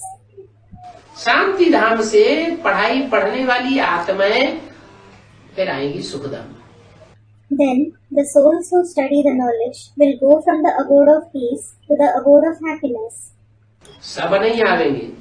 कौन आएंगे? जो बाप की पढ़ाई पढ़ने वाले हैं वो सुख धाम में आवेंगे और बाकी सब शांति धाम में पड़े रहेंगे. फिर कहाँ आवेंगे? Not everyone will go. Who will go? Those who study the Father's knowledge will go to the abode of happiness, and rest all of them will continue to lie in the abode of peace. Then where will they come? फिर दुख धाम में आवेंगे. क्यों आवेंगे दुख धाम में? Then they will come to the abode of sorrow. Why will they come to the abode of sorrow? क्योंकि बाप ने आकर जो पढ़ाई पढ़ाई सुख लेने की, वो सुख लेने की पढ़ाई उन्होंने नहीं पढ़ी. It is because they didn't study the knowledge of obtaining happiness that the Father came and taught. बोला It was said, बाप ये बातें अभी सिखलाते हैं. the Father teaches these things now. जब तुम सुख में होते हो तो कोई भी याद नहीं करते. When you are in happiness, no one remembers God. क्यों? Why? सुख में तो कोई याद करता ही नहीं है. Nobody remembers God in happiness at all. याद कब आता है? When do you remember Him? जब दुख होता है तो याद आता है. You remember Him when there is sorrow. हाँ, सुख में याद करके क्या करेंगे? What will you do by remembering God in happiness there? भगवान को याद करते ही है दुख में. सुख मिल गया फिर याद क्यों करेंगे? You remember God only in sorrow. When you get happiness, why will you remember God? तो देखो ड्रामा कैसा विचित्र बना हुआ है. So look, how strange the drama is. क्या विचित्र ड्रामा है कि नहीं? What? Is the drama strange or not? अरे जिस भगवान से सुख मिलता है उसको तो सदैव याद करना चाहिए या कभी याद करना चाहिए कभी याद नहीं करना चाहिए? Array, God, from whom you receive happiness, should you always remember Him? Or should you remember Him sometimes and not remember Him at some other times? भगवान को सदैव याद करना है ये कभी याद करना है, कभी नहीं याद करना है। Should you always remember God, or should you sometimes remember Him and sometimes not? वो सब भगवान तो सुखदायी है, God is indeed joy-giving. तो सदा याद करना चाहिए। So, you should always remember Him. फिर दुख में ही क्यों याद करते हैं? Then, why do you remember Him only in sorrow? जानते भी हैं कि भगवान दुख हरता है, सुख करता है, You even know that God is the remover of sorrow and the giver of happiness. फिर दुख में क्यों याद करते हैं, सुख में क्यों नहीं याद करते? Then why do you remember Him in sorrow? Why don't you remember Him in happiness? है?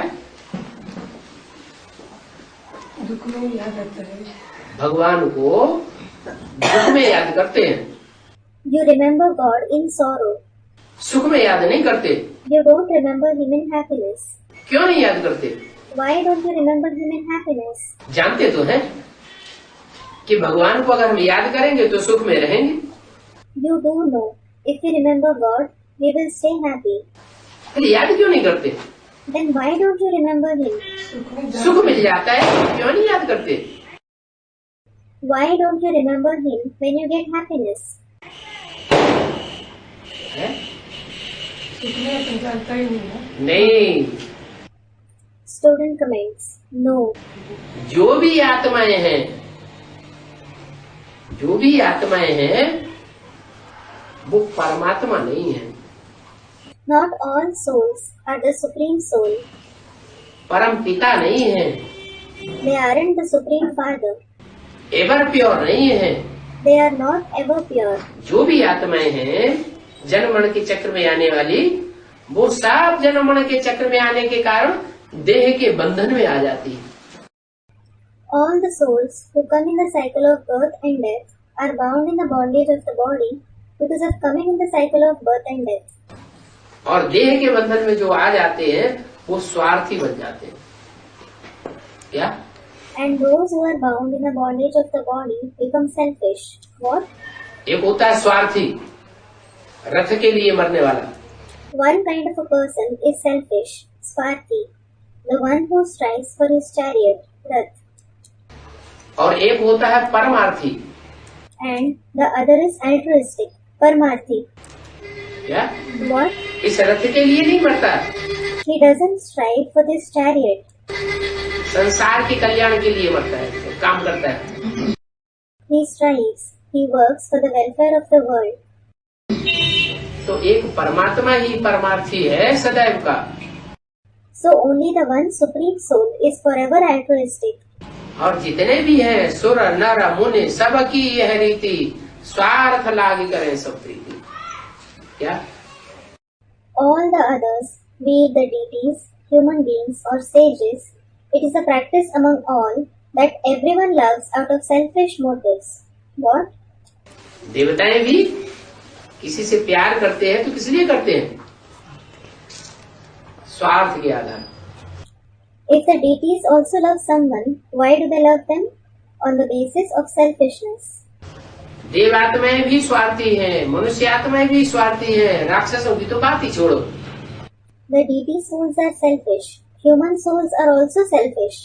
Just leave the question of the demons. वो तो होते ही हैं स्वार्थी। They are indeed selfless. एक भगवान है इस सृष्टि पर, जब इस सृष्टि पर मुकर्रर रथ में आता है तो उस मुकर्रर रथ के द्वारा ऐसा पार्ट बजाता है कि उसे कुछ भी लेना देना नहीं है, निष्कामी है। It is only God in this world. When He comes in this world in a permanent chariot, He plays such a part through Him that He doesn't have anything to take or give. He is selfless, Nishkami. तो देखो drama कैसा विचित्र बना हुआ है। जब तुम सुख में जाते हो तो तुम मुझे बिल्कुल याद नहीं करते, और अभी द्वापर युग से दुख शुरू हुआ तो 2500 वर्ष लगातार तुम याद करते रहते हो। So look how strange the drama is. When you are in happiness, you don't remember me at all. And now, ever since sorrow began from the copper age, you keep remembering me continuously for 2500 years. तो जिसको तुम बच्चे नंबरवार जानते हो। So, the one whom the children know number-wise, जानने वाले बच्चे भी भगवान को नंबरवार हैं। the children who know God are also number-wise. एक जैसा जानते नहीं है, ये समझने की बातें हैं। They don't know Him equally. These are concepts to be understood. ये तुम पॉइंट्स आदि लिखते हो You write these points, etc., भाषण आदि करने के समय रिवाइज करने के लिए, so that you can revise them when you give speeches, etc. जैसे डॉक्टर होते हैं, बैरिस्टर होते हैं, वो भी पॉइंट्स अपने पास रखते हैं, दवाइयाँ याद रखते हैं, नोट करते हैं। For example, there are doctors, barristers. They too keep points with them. They remember and note down the names of medicines. Note किया ही जाता है रिवाइज करने के लिए। Something is noted down only to revise it. Revise करते हो, फिर औरों को सुनाते हो। You revise them and then narrate them to others. बाप आकर नोट कराते हैं। The father comes and makes you note them down. बाप की मत मिलती है ना तुमको। You certainly receive the direction of the father, don't you? लिखते हो तो फिर रिवाइज भी करना चाहिए। When you write the points, you should revise them as well. भाषण करने के समय पढ़ना चाहिए। You should read them at the time of giving speeches. इनमें तो बाबा की प्रवेशता है। किनमें? There is the entrance of Shiv Baba in these ones. इसमें नहीं, In whom? Not in this one. इनमें। In these ones. सिर्फ इसमें बाबा की प्रवेशता ये नहीं कहा। It wasn't said that there is the entrance of Shiv Baba only in this one. इनमें तो बाबा की प्रवेशता है। इनमें माने There is the entrance of Shiv Baba in these ones. What does these ones mean? Ram और कृष्ण दोनों ही आत्मा में बाबा प्रवेश करता है। Shiv Baba enters both the souls, Ram and Krishna. प्रवेश करते हैं तो तुमको मालूम पड़ता है। When he enters them, you come to know. और तो कोई को पता भी नहीं चलता। Nobody else comes to know at all. अकेला बाबा का पहला संतान कौन है? Who is the first child of Shiv Baba alone? अकेला बाबा की पहली संतान कौन है? Who is the first child of Shiv Baba alone? हैं? सन 36 में बाबा आया ना। Shiv Baba came in the year 1936, didn't he? तो बाबा का पहला संतान कौन बना? So who became the first child of Shiv Baba? Prajapita संतान बना। बाबा कहेंगे Student Prajapita. Did Prajapita become the child? Will he be called Baba? वो तो ऊपर से बाप आता है कि बाबा आता है? Does the father or Baba come from above? वो तो बिंदु बिंदु आत्मा को बाबा है। बाबा तो हो नहीं सकता। बाबा तो ग्रैंडफादर को कहा जाता है। Student, the father comes. He can't be Baba of the point-like souls at all. A grandfather is called Baba. बिंदु बिंदु आत्माओं को वो सिर्फ बाप है। He is just the father of the point-like souls. बिंदु बिंदु आत्माओं के साथ उसका दूसरा कोई संबंध बने ही नहीं सकता। हम आत्माएं आपस में भाई भाई और वो हमारा बाप। तीसरा कोई संबंध बनता नहीं। He can't have any other relationship with the point-like souls at all. We souls are brothers for each other and he is our father. There is no third relationship. लेकिन वो बिंदु जब साकार शरीर में प्रवेश करता है तो बाबा बनता है। But when that point enters the corporeal body, he becomes Baba. बाबा किसे कहा जाता है? साकार और निराकार के मेल को। Who is called Baba? A combination of the corporeal and the incorporeal one. फिर बाबा से जो संतान पहली पैदा होती है वो कौन है? Then, who is the first child born to Shiv Baba? Student Jagdamba. वो संतान थोड़े ही है। कृष्ण बच्चा कृष्ण बच्चा जो है पहली संतान है। No, she isn't the child. Student Child Krishna. Yes, Child Krishna is the first child. इसलिए बोला कि तुम बच्चे धारण करते हो। This is why it was said that you children practice assimilation. पहले पहले कौन सुनता है ज्ञान? Who listens to the knowledge first of all? तुम बच्चे धारणा करते हो, परंतु ज्ञान पहले पहले सुनते हो। You children assimilate it, but who listens to the knowledge first of all? ये कृष्ण बच्चा पहले सुनता है। This child Krishna listens to it first. बच्चा जो बच्चा बुद्धि होगा वो सुनेगा या समझेगा भी? सुनेगा। है? सुनेगा। वो सिर्फ सुनता है। Will a child with a childlike intellect only listen, or will he also understand? Student, he will listen.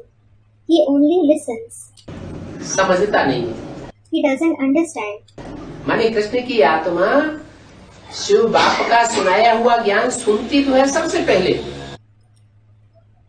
It means the soul of Krishna does listen to the knowledge narrated by the Father Shiv first of all.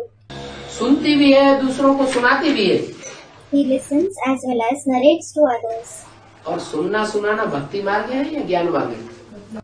And is listening and narrating the path of bhakti or the path of knowledge? ये भक्ति मार्ग है। It is the path of bhakti. और तुम सुनते भी हो और सुनने के साथ समझते भी हो। And you listen as well as understand along with listening. तो समझना, जो समझने वाला होगा वो दूसरों को समझाएगा भी। So as regards understanding, the one who understands will also explain to others. तो तुम हो ज्ञानी तुआ तुम। So you are knowledgeable souls. क्या? What? जो सिर्फ सुनते हैं और सुनाते हैं वो तो भक्ति मार्ग में 63 जन्म हम करते हैं। Those who just listen and narrate, we have been doing that in the path of bhakti for 63 births. वो तो भक्तों का काम हो गया। That is the task of the devotees.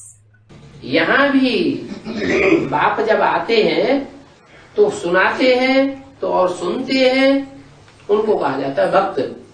Here too, when the Father comes, those who narrate and listen are called devotees. और सुनने के साथ साथ जो समझते भी हैं और दूसरों को समझाते भी हैं, उनको कहा जाता है ज्ञानी। While those who understand as well as explain to others along with listening are called knowledgeable ones. तो बाप के बच्चे भी दो तरह के हो गए। So, the Father's children are also of two kinds. एक बेसिक नॉलेज वाले, वो क्या कर रहे हैं? One of the basic knowledge. What are they doing? सुनते हैं और दूसरों को सुनाते हैं, लेकिन मुरली का राज क्या है वो नहीं समझते। They listen and narrate to others, but they don't understand the secret of the Murli. पूछो कि राधा कृष्ण को जन्म देने वाले कौन होंगे, तो उनकी बुद्धि में बैठ नहीं सकता। If you ask them who will give birth to Radha and Krishna, it can't sit in their intellect. बहुत सी बातें ऐसी मुरली की हैं जो बेसिक वालों को बुद्धि में बैठती नहीं। जैसे मुख से कहते हैं परमात्मा सर्वव्यापी नहीं है, भगवान सर्वव्यापी नहीं है। There are many such points in the Murli which don't sit in the intellect of those following the basic knowledge. For example, they say through their mouth that Supreme Soul is not omnipresent. God is not omnipresent. फिर उनसे पूछो अगर सर्वव्यापी नहीं है तो एक व्यापी कहाँ है? Then if you ask them, if God isn't omnipresent, in which one being is he present? तो जवाब देंगे हैं? Will they be able to reply? उनको जवाब आएगा कि एक व्यापी कहाँ है? Will they be able to reply in which one being he is present? अगर जवाब आ जाए तो भक्ति की जगह ज्ञानी हो जाए।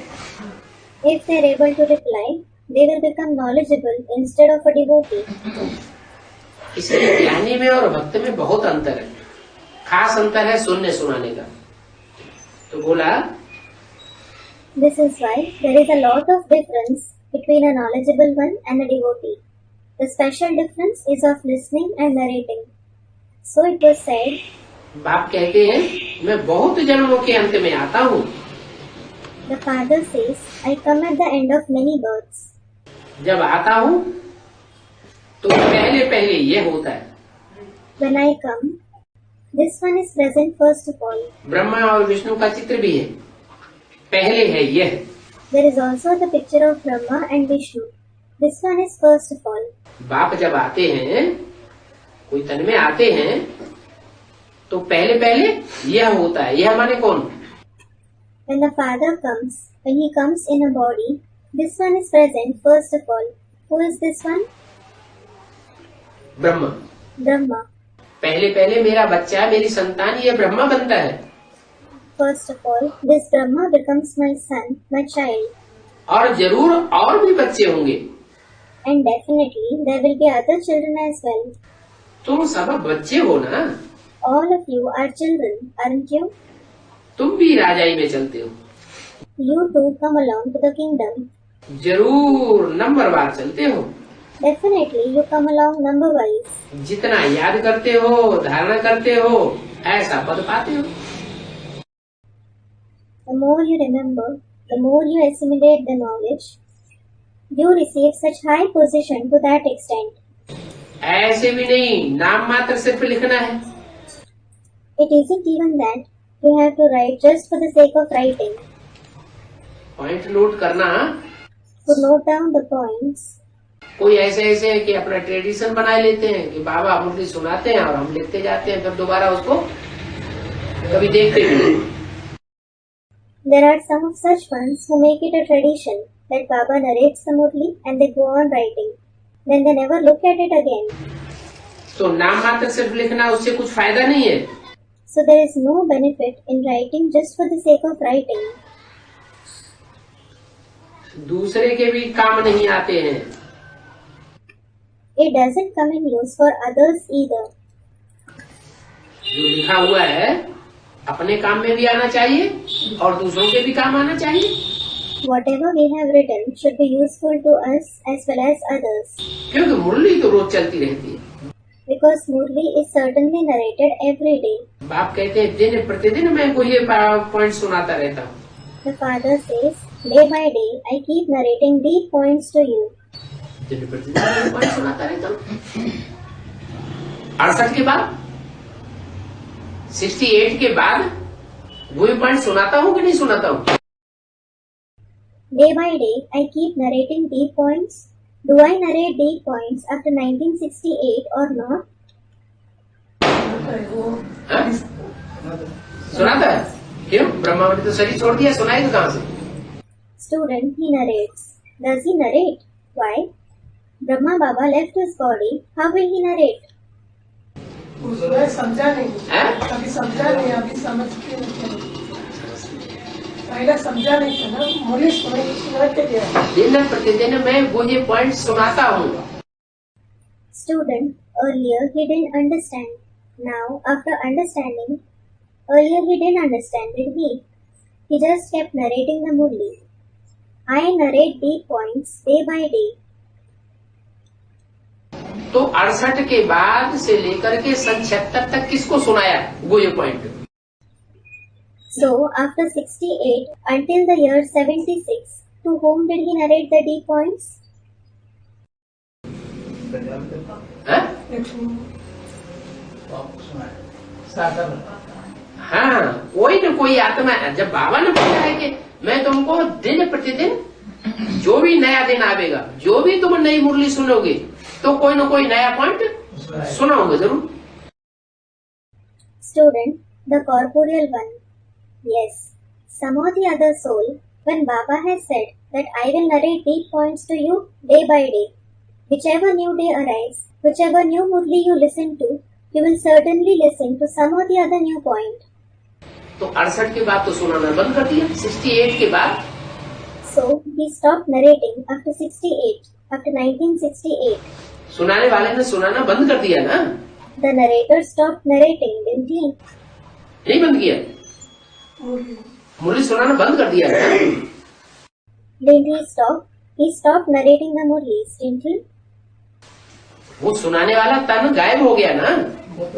The body that narrated the Murlis vanished, didn't it? Sense हो गया, फिर तो सुनाने का काम बंद हो गया।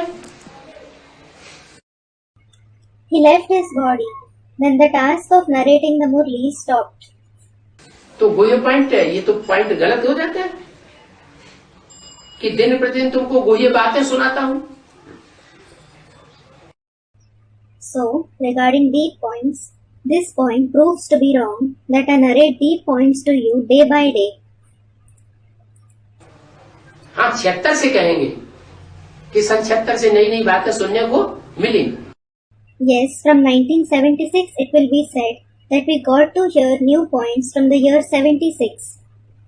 लेकिन सन 68 से लेकर के 76 तक गुह्य पॉइंट सुनाता हूँ, ये बात कहाँ लागू होती है? But how is this point, I narrate deep points, applied to the period from the year 68 to 76? रंग बोला क्या? Did he say something wrong? रंग तो बोला नहीं। फिर विचार सागर मंदिर नहीं, He certainly didn't say something wrong. Then, student, by churning the ocean of thoughts. No. Shiv बाप ने ब्रह्मा के तन से जो भी सुनाया, Whatever the Father Shiv narrated through the body of Brahma, वो प्रैक्टिकल में कागज में पढ़ करके किसी ने तो सुना। someone certainly read it from the paper Murlis and heard in practice. कागज में जो सुना या टेप रिकॉर्डर से सुना, बाबा ने टेप रिकॉर्डर से भी तो मुरली चलाई थी। Whatever he heard from the paper Murlis or through the tape recorder, Baba narrated Murlis through the tape recorder as well. तो जो सुना उस सुने हुए को नया अर्थ किसी ने तो समझा ना, वही पॉइंट समझा। औरों की बुद्धि में वो वही पॉइंट नहीं आया। So whatever he heard, someone definitely understood the new meaning of whatever he heard, didn't he? He understood the deep points. Those deep points didn't come in the intellect of the others. इसलिए बोला कि मैं दिन प्रतिदिन नया point सुनाता हूँ, वही पॉइंट सुनाता हूँ। अब कोई उस पर ध्यान दे या न दे। This is why it was said, I narrate new points, deep points day by day. Well, it depends whether someone pays attention to it or not. सुने, उस गुह्यता को सुने या न सुने, सुनाता मैं जरूर हूँ। Whether someone listens to the depth or not, I definitely narrate. Latest नई नई पॉइंट्स देखते रहेंगे। You will keep seeing the latest new points. पहले की पुरानी पॉइंट थोड़े ही काम में आवेगी। The old points narrated earlier certainly won't prove useful. वो पुरानी बातें तो खत्म हो गई। Those old points have ended. फिर नए नए पॉइंट सुनाकर, नई बातें ज्ञान की सुना करके धारण करना चाहिए। Then new points should be narrated. New points of knowledge should be narrated and assimilated. धारण नहीं करते हैं, दूसरों को नहीं सुनाते हैं, तो ऐसे ही पड़े रह जाएंगे। If you don't assimilate them, if you don't narrate them to others, they will be left just like that. भाषण के बाद ऐसे बहुत पॉइंट्स याद आते हैं। After the speech, many of such points come to the mind. ये point हम भूल गए जो समझाना था। You think I forgot this point that I had to explain. ये पॉइंट सुनाते तो शायद बुद्धि में बैठ जाता। Had I narrated this point, it would have perhaps seated in the intellect of the listeners. तुम ज्ञान के स्पीकर्स नंबरवार हो। You are number by speakers of knowledge. ये तो तुम कहेंगे, पहले नंबर में सबसे अच्छी ज्ञान सुनाने वाली कौन थी? It is you who will say this. Who was number one in narrating knowledge in the best way? Past की बात पूछी। It was asked about the past. 68 की मुरली है, 68 की It is the Murli of 1968. के ज्ञान सुनाने वाली नंबर 1 में सबसे अच्छी कौन थी? Who was number one in narrating knowledge in the best way? अरे कोई थी तभी तो बाबा ने बोला। Arey, there was certainly someone. Only then did Baba say so. कौन थी? ओम राधे मम्मा सबसे अच्छी थी। Who was she? Student Om Radhe Mumma. Om Radhe Mumma was the best. बाबा की तो बात ही अलग है। क्यों? Baba's case is certainly different. Why? लेकिन बाबा में तो शिव प्रवेश था। It is because Shiv had entered Baba. बाबा की तो बात ही अलग है, ये तो बाप दादा दोनों इकट्ठे हैं। Baba's case is no doubt different. Here, Bap and Dada both are combined. बाप मन शिव बाप भी है और दादा भी है। Bap means there is the father Shiv as well as Dada. तो इनकी तो बात ही अलग है, दोनों इकट्ठे हैं। मम्मा भी बहुत अच्छा समझाती थी। So, their case is no doubt different. Both are together. Mama also used to explain very well. बच्चों में मम्मा जो है वो बहुत अच्छा समझाती थी। बच्चे साक्षात्कार भी करते हैं संपूर्ण मम्मा का। Among the children, Mama used to explain very well. Children also have the visions of the complete Mama. इनमें भी बाबा प्रवेश करके समझा सकते हैं। Baba can enter even them and explain. बाबा भी प्रवेश करते हैं ना? Baba also enters, doesn't he? कहाँ बहुत जरूरी होगा समझाने का, तो बाबा भी आवेंगे। If it is very necessary to explain somewhere, Baba will also enter. मम्मा भी आती होगी, Mama would also enter. तो ये सब समझने की बातें हैं। Om Shanti. So all these concepts are to be understood. Om Shanti.